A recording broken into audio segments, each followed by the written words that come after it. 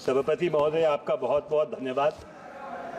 Supplementary demands for grants एक उक्त समय है कि भारत की अर्थव्यवस्था के ऊपर एक बार दोबारा से व्यापक चर्चा करने का, और ये चर्चा उस समय हो रही है जब दूसरे तिमाही में भारत की जो अर्थव्यवस्था है उसका वृद्धि रेट 5.4% पे आ गया है।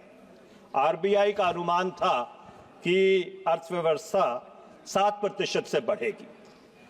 उपभोक्ता की खपत कमजोर हुई।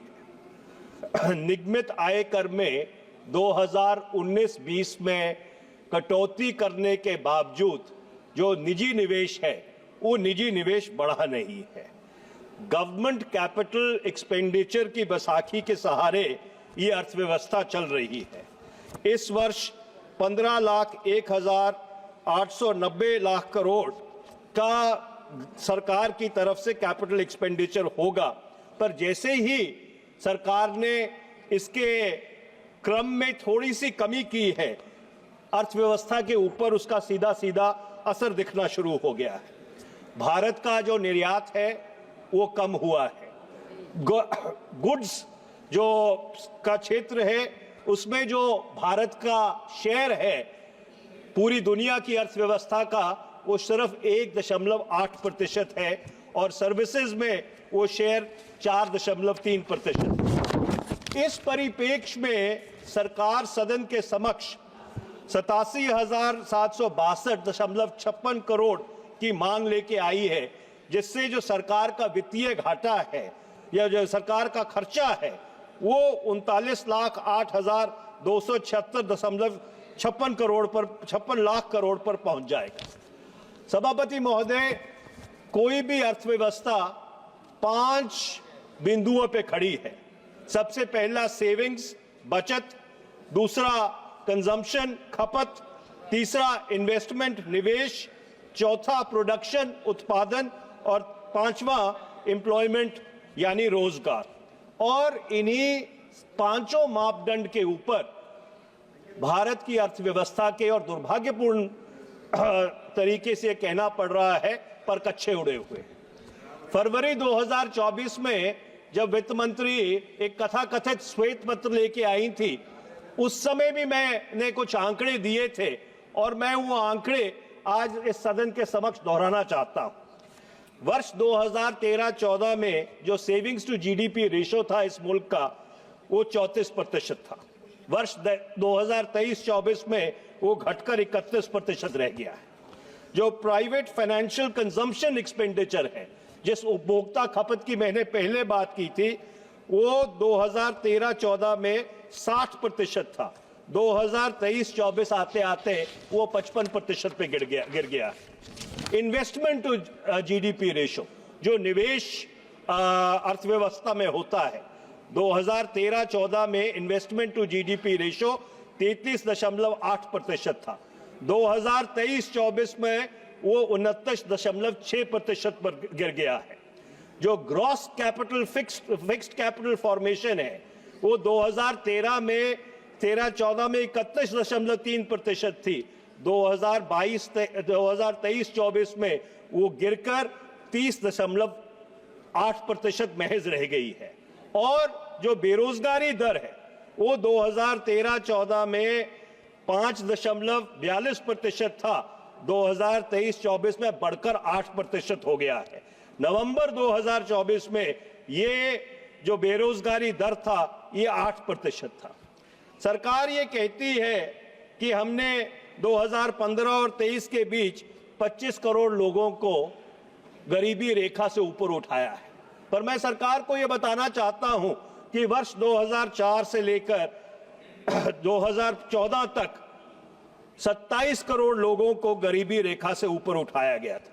सरकार ये कहती है कि हम 81.35 करोड़ लोगों को निःशुल्क राशन दे रहे हैं। हम नेशनल फूड सिक्योरिटी एक्ट लेके आए थे जब हम सरकार में थे। हम चाहेंगे आप 140 करोड़ लोगों को निःशुल्क राशन दीजिए, पर बुनियादी सवाल ये है कि रोजगार कहां है? आपके अर्थव्यवस्था में रोजगार नहीं पैदा हो रहा, इसलिए आपको निःशुल्क राशन लोगों को देना पड़ रहा है। सरकार ये कहती है कि पिछले 5 साल में जो कृषि का वृद्धि दर है वो 4.18% था। इस वर्ष वो गिरकर 1.4% रह गया है। अगर 5 वर्ष में सभापति महोदय कृषि का वृद्धि दर 4.18% से बढ़ा था, तो पिछले 10 वर्ष में मनरेगा का बजट इतना क्यों बढ़ा है? 2013-14 में जिसे ये सरकार गड्ढे खोदने की स्कीम कहती थी, उस पे लागत आती थी 32,992.83 करोड़। 2024-25 में वो बढ़कर 86,000 करोड़ हो गई है। जो परसेंटेज थे मनरेगा के तहत 2014-15 में सिर्फ 165.64 करोड़ परसेंटेज थे। 2023-24 में 309.1 करोड़ परसेंटेज हो गए हैं। मैं सरकार से ये कहना चाहता हूं, पिछले इतने वर्ष से जो हमारे किसान हैं वो सड़क पे बैठे हैं। हमारे जो किसान हैं वो दिल्ली आने की कोशिश कर रहे हैं सरकार से बात करने के लिए उन मांगों के ऊपर जिन मांगों को सरकार ने स्वीकार किया था जब वो 3 काले कानून उन्होंने वापस लिए थे। मैं सरकार से पूछना चाहता हूं कि ये किसानों से बात करने के लिए तैयार क्यों नहीं है? एक तरफ तो आप किसानों को अन्नदाता कहते हैं और दूसरी तरफ आप उनकी तौहीन करते हैं, उनके ऊपर टीयर गैस छोड़ते हैं, उनके ऊपर रबर बुलेट्स चलाते हैं और भारत के किसानों की आप लोग जो रोज बेइज्जती करते हैं। मैं सरकार को ये भी बताना चाहता हूं, जो महंगाई दर था वो 2013-14 में 5.3% था। 2023-24 में वो बढ़कर 5.4% हो गया है।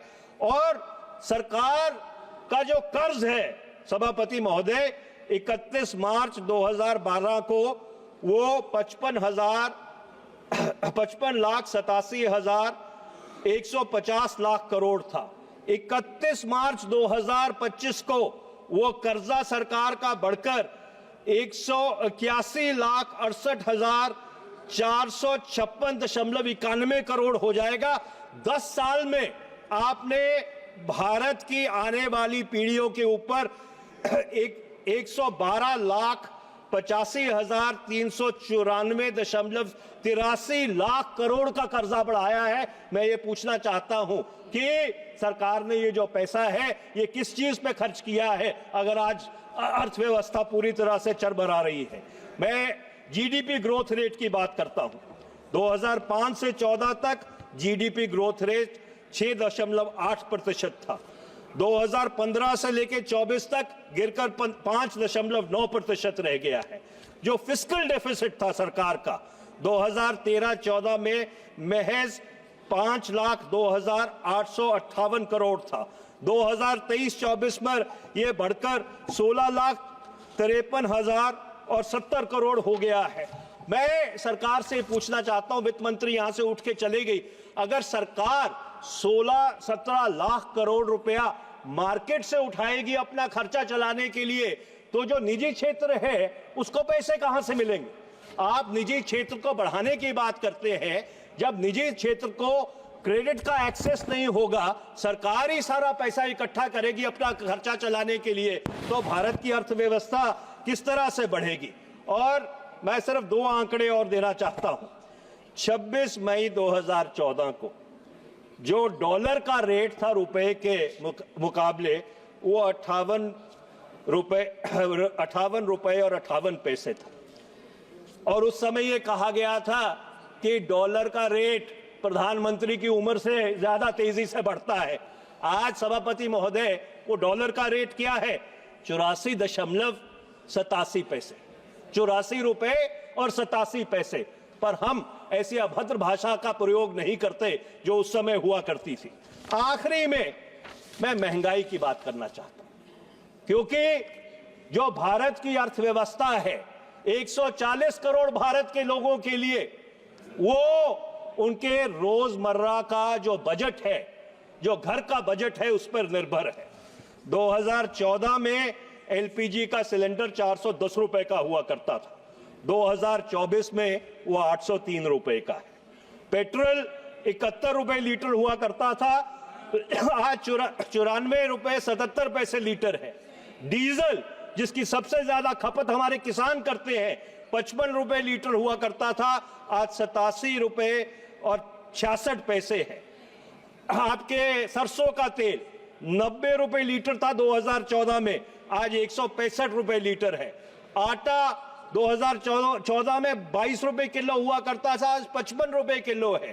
दूध 35 रुपए लीटर हुआ करता था, आज 60 रुपए लीटर है। सभापति महोदय, इस देश की गृहिणी त्राही त्राही कर रही है। आज आम आदमी को अपना घर चलाना मुश्किल हो गया है। आप $5 ट्रिलियन की इकोनॉमी की बात करते हैं, हम भी चाहते हैं कि $5 ट्रिलियन की इकोनॉमी हो, पर यह जो अर्थव्यवस्था में असमानता है कि 10% भारत के लोगों के पास 77% भारत की पूंजी है और जो नीचे के 562 करोड़ लोग हैं उनके पास महज 1% भारत की पूंजी है। यह असमानता से यह अर्थव्यवस्था किस तरह से चल सकती है? तो मैं सरकार से यह आग्रह करना चाहता हूं कि भारत की अर्थव्यवस्था आप आम आदमी के लिए चलाइए। सिर्फ इस देश में एक शीबोल मॉडल बना के ये वन नेशन वन कंपनी का जो आप प्रयोग है, ये भारत की अर्थव्यवस्था को पूरी तरह से कुछ